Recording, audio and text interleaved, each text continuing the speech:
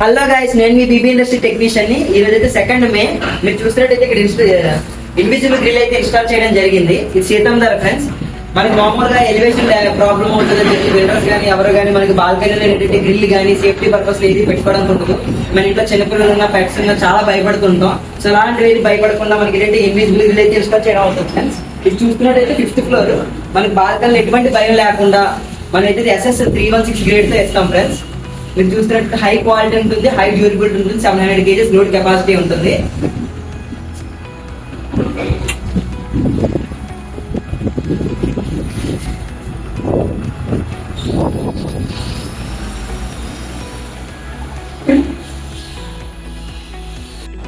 ఇదే కాదు ఫ్రెండ్స్, ఈ బాల్కనీ కూడా చేయడం జరిగింది.